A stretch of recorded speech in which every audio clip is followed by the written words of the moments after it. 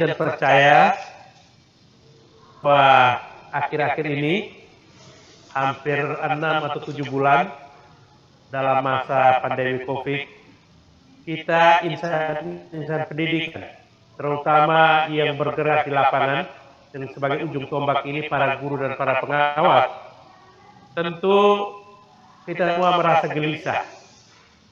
Kita merasa cemas dengan situasi dan kondisi ini.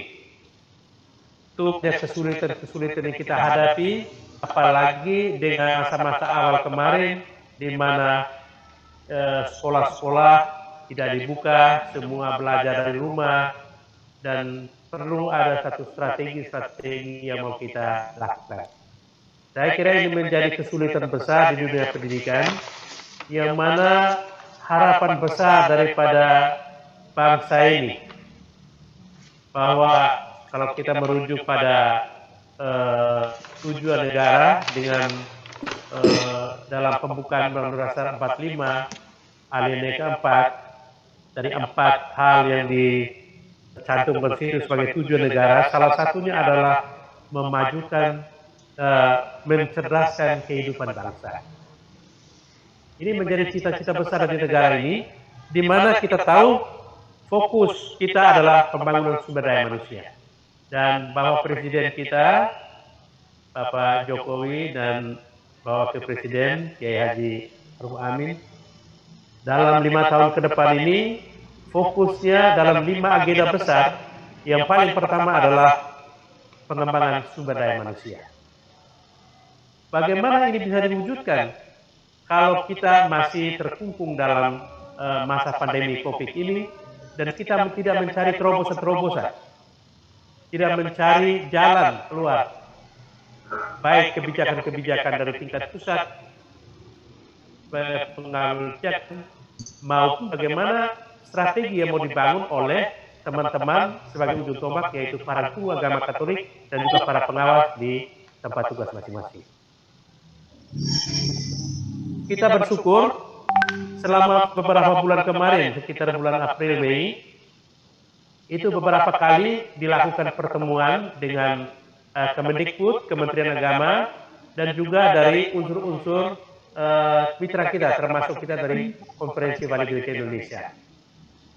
Nah, Bapak Ibu sekalian, dalam pertemuan-pertemuan itu, salah satunya adalah seperti yang disampaikan oleh Pak Sekretaris tadi, adalah penyederhanaan kurikulum.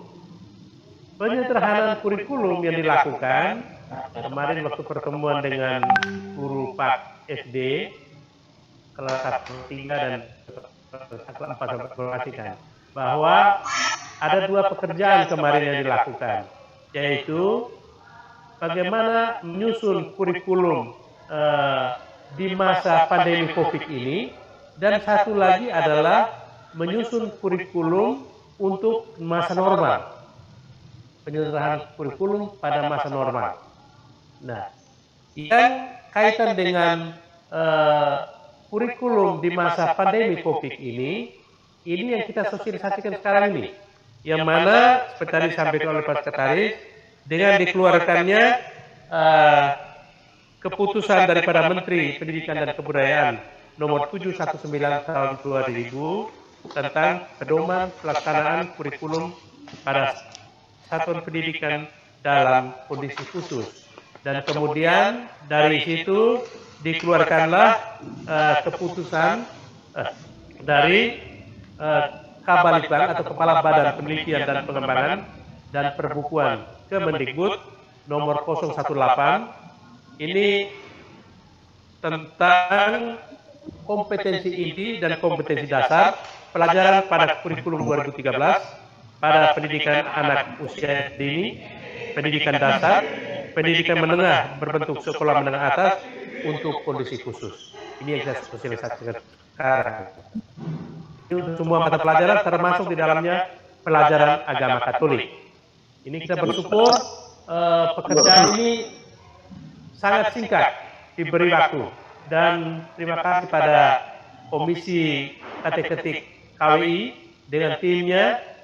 Itu hanya 1 minggu kalau kita selesaikan pekerjaan besar ini untuk diselenggarakan Kemendikbud untuk proses penerapan SK Menteri. Jadi ini yang pertama. Terus yang kedua, nanti akan ada lagi kurikulum di masa normal yang sekarang sedang digodok oleh Konferensi Wali Gereja Indonesia bekerja sama dengan kita di Bimas Katolik juga dengan Kemendikbud. Dan ini sudah dibentuk tim yang namanya tim penyusun, tim penilai, dan tim pengolah. Nah, tim penyusun menyusun buku, ada tim untuk menilai buku itu, dan ada satu tim lagi untuk kaitan dengan pengolah. Itu sampai dengan penyusun bukunya dan lain sebagainya. Nah, ini yang nanti pekerjaan ini akan harus selesai pada paling lambat Januari 2021. Kalau sudah jadi kaitan dengan kurikulum ini. Kita sekarang lagi bekerja, tapi yang sekarang kita selesai adalah kaitan dengan kurikulum pada masa pandemi COVID-19 ini yang kita gunakan, terutama nanti dijelaskan lebih panjang lebar dari tim KWI kaitan dengan bagaimana kompetensi inti, terus kompetensi dasar yang disederhanakan dikurangi seperti apa, mengapa itu kurang, itu nanti dijelaskan oleh tim dari KWI. Bapak Ibu hadirin yang saya hormati, kaitan dengan kebijakan-kebijakan yang sudah dikeluarkan oleh pemerintah pusat tadi, baik itu kemarin kita lihat ada dikeluarkan keputusan bersama 4 menteri kaitan dengan pembelajaran di masa sekarang ini. Itu ada Menteri Agama, Menteri Pendidikan dan Kebudayaan, ada Menteri Kesehatan, dan Menteri Dalam Negeri. Itu sudah mengatur. Terus ada kebijakan-kebijakan baru lagi kaitan dengan pembelajaran di masa sekarang ini. Bapak Menteri Pendidikan dan Kebudayaan itu justru mempersilakan untuk daerah yang zona hijau dan zona kuning boleh melakukan pembelajaran tatap muka, tetapi tetap dengan protokol kesehatan yang ketat dan juga sesuai dengan kebijakan-kebijakan dari pemerintah daerah. Nah, jadi ada aturan-aturan ini bagaimana kebijakan di daerah. Kalau daerah mengatakan tetap pakai daring, ya tetap pakai daring. Termasuk juga ada yang harus meminta persetujuan orang tua. Kalau orang tua membolehkan untuk pelajaran di sekolah, boleh dilakukan, tapi kalau tidak, ya jadi tetap dalam dua bentuk itu, tatap muka dan juga melalui daring. Ini kebijakan-kebijakan dalam kaitan dengan bagaimana terobosan-terobosan untuk mencari supaya pembelajaran kita ini betul-betul sesuai dengan harapan dan juga apa yang kita harapkan supaya para siswa kita ini memperoleh hak-hak belajarnya. Kaitan dengan ini Bapak Ibu sekalian, kami di Ditjen Bimas Katolik tentu merujuk pada aturan-aturan di atasnya dan juga kebijakan-kebijakan yang dilakukan oleh kita. Itu kita juga melakukan kebijakan kaitan dengan ini. Nah, yang berkaitan dengan, karena kami di Bimas Katolik itu ada dua ya, ada pendidikan agama dan pendidikan keagamaan. Pendidikan agama itu adalah pelajaran agama pada sekolah umum, sedangkan pendidikan keagamaan itu adalah sekolah-sekolah yang ada di bawah negara, khususnya di Bimas Katolik. Itu kita punya taman seminari, ada sekolah menengah agama Katolik, dan juga ada perguruan tinggi keagamaan Katolik. Nah, memang kita ada keputusan, ada edaran-edaran kita lakukan baik untuk pendidikan keagamaan. Nah, yang berkaitan dengan pendidikan agama ini kita lakukan bimbingan-bimbingan seperti ini kaitan dengan itu. Karena kita di Bimas Katolik, kita untuk guru pendidikan agama itu ada dua home base ya. Ada guru yang di Pemda, di Kementerian Pendidikan, dan ada guru yang di bawah Kementerian Agama. Ya, yang dulu ada 14 sekarang ini di home base-nya ada 2. Sehingga dengan itu yang kait dengan pembinaan-pembinaan dan juga kepegawaian untuk yang di bawah Kementerian Agama jelas itu menjadi kewenangan di Kementerian Agama seluruhnya.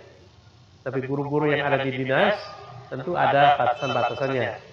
Ada aspek kepegawaian yang dilakukan oleh dinas PMK, ada yang dilakukan oleh Kementerian Agama, misalnya yang berkaitan dengan tunjangan kerja, yang berkaitan dengan bimbingan-bimbingan, pembinaan-pembinaan untuk para guru, BIMTEK itu kita lakukan. Tapi aspek kepegawaian lainnya tentu di dinas. Ini yang berkaitan dengan hal itu. Nah, berkaitan dengan ini, Bapak Ibu sekalian, tentu ada harapan-harapan yang kami harapkan dari para Bapak Ibu guru. Yang pertama, memang para guru sekarang ini sebagai ujung tombak di lapangan, tentu diharapkan ada tuntutan terkait ini.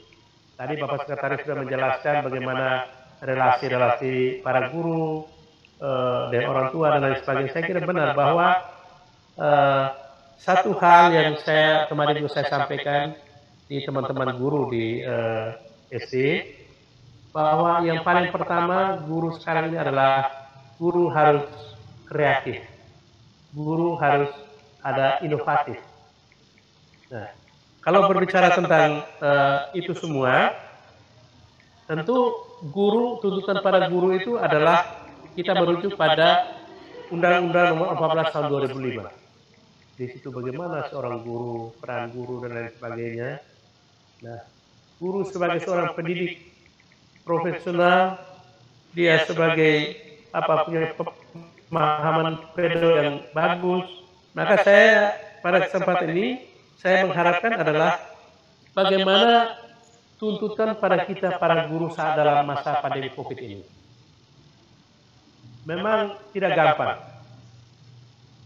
Tadi dijelaskan, memang benar bahwa yang berkaitan dengan pelajaran secara daring itu sudah berjalan di beberapa tempat. Tapi saya rasa mungkin 90% menjadi gagap dengan kejadian ini. Terutama ya banyak aspek. Sarana prasarananya seperti apa? Belum tentu semua siswa itu punya laptop atau punya sarana seperti HP yang ada yang bisa Android dan lain sebagainya, belum tentu. Nah, ini menjadi kesulitan. Belum lagi SDM kita dalam kaitan dengan menggunakan perangkat ini. Nah, ini menjadi kesulitan untuk kita. Tetapi dalam masa ini guru harus mempunyai strategi-strategi. Saya mendengar dan melihat banyak strategi yang dilakukan guru, misalnya mungkin ada yang menggunakan kalau memang ada pas ini ada yang itu, ada yang bisa pakai WhatsApp dan sebagainya, saya kasih ada web dan lain sebagainya. Banyak strategi yang bisa dilakukan. Bahkan ada yang menggunakan sistem ini, seperti disampaikan Pak Sekretaris tadi, mengantarkan bahan para siswa ini juga tidak gampang dengan kondisi alam, kondisi geografis yang sulit. Ini memang kita baca dalam media ada yang guru-guru yang dengan susah payah bagaimana mereka melakukan hal seperti ini. Nah, ini saya kira Bapak Ibu guru punya strategi, Bapak Ibu guru punya cara bagaimana untuk sesuai dengan situasi dan kondisi yang ada di tempat tugas masing-masing bisa kita lakukan. Hanya harapan kita bahwa proses pembelajaran harus tetap berjalan. Nah, dengan itu bahwa ya peran guru semakin berat. Kenapa?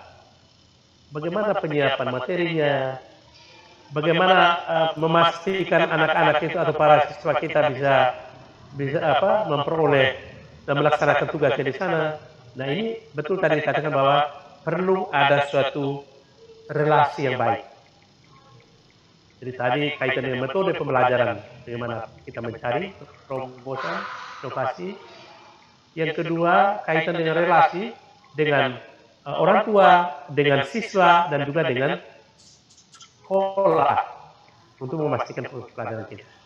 Jadi benar bahwa orang tua ini punya peran juga di sana. Kalau tidak ada relasi dengan orang tua ini menjadi sulit.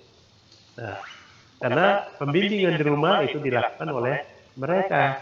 Walaupun sulit bagaimanapun mereka dengan pekerjaan, tapi kewajiban mereka untuk membimbing anaknya itu harus tetap menjadi prioritas juga. Terus relasi dengan anak-anak, apalagi masih usia SD sampai di SMP, ini perlu bimbingan.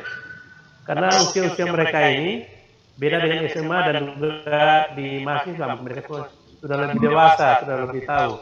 Tapi yang masih usia remaja, SD ini perlu ada suatu pendekatan relasi yang baik dengan mereka. Karena pelajaran agama memang ya berat karena kita sampai kepada aspek perilaku atau yang berkaitan dengan sikap mereka. Sehingga pelajaran ini mungkin penilaian bisa dengan orang tua kaitan dengan itu pemantauannya. Karena kita kan tidak hanya aspek pengetahuan saja, pengetahuan sampai ada sikap hidup. Karena kita ini kan ya pembinaan secara mental spiritual itu yang kita harapkan. Sehingga ini butuh satu strategi, butuh satu inovasi, kreativitas daripada para bapak ibu guru. Nah, terus yang berkaitan dengan kurikulum ya pada masa pandemik ini, bapak ibu sekalian, itu adalah acuan yang dilakukan oleh pemerintah bersama dengan, kalau kita ya bersama dengan Konferensi Wali Gereja Indonesia yang sudah bekerja. Ini sebagai acuan, saya kasih contoh misalnya untuk kompetensi dasar, mungkin dari yang sebelumnya 10 dipres menjadi 7 misalnya. Mengapa menjadi 7? Ya, 7 itu pasti ada penggabungan dari beberapa kompetensi dasar yang ada. Nah, ini menjadi acuan untuk Bapak Ibu, nanti disesuaikan dengan situasi dan kondisi di tempat tugas kita masing-masing. Ya. Memang kita belum sampai pada modul pembelajarannya. Nah, modul pembelajaran diberikan kepada masing-masing guru untuk bisa menyesuaikan. Karena misalnya di penggabungan antara kompetensi dasar itu misalnya dari 3 menjadi 1, nah ini perlu ada pembelajaran digabung sehingga modulnya bisa bahannya bisa disusun oleh para bapak ibu sesuai dengan masing-masing kondisi di tempat tugas masing-masing. Itu kaitan dengan kompetensi inti, kompetensi dasar daripada kurikulum yang disederhanakan ini pada masa COVID. Nanti lebih rinci akan dijelaskan oleh pemateri dari KWI. Saya kira untuk sementara dari saya itu dulu, nanti supaya kita bisa berkembang dalam diskusi ya. Nanti kita diskusi bersama waktu lebih lama supaya kita bisa harapan daripada Bapak Ibu guru untuk kita sekalian. Saya sampaikan terima kasih untuk perhatian kita. Saya kembalikan ke Ibu Sri. Baik, terima kasih Bapak Direktur Pendidikan sudah menyampaikan materi untuk kita semua.